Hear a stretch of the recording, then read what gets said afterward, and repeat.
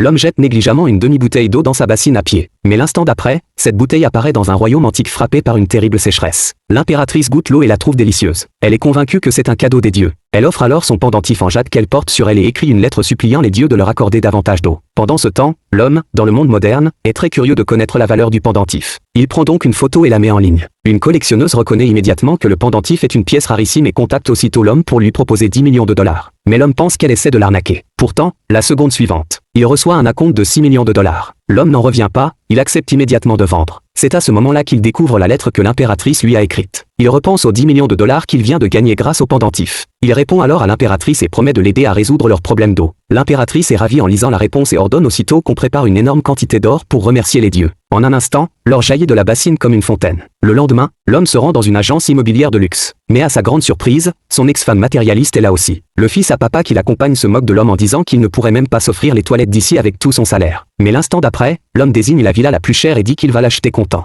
Face au mépris de son ex-femme, l'homme claque des doigts. Ses amis entrent alors avec des valises remplies d'or. Son ex-femme reste bouche bée. L'agent immobilier affiche instantanément un sourire obséquieux et s'empresse de préparer les papiers. Ensuite, l'homme apporte sa bassine magique au bord de l'étang derrière la villa. À ce moment précis, l'impératrice est critiquée par ses ministres à cause du manque d'eau, certains affirment même que les dieux n'existent pas. Mais juste à cet instant, l'eau de l'étang commence à couler à travers la bassine vers le royaume antique d'il y a 1000 ans.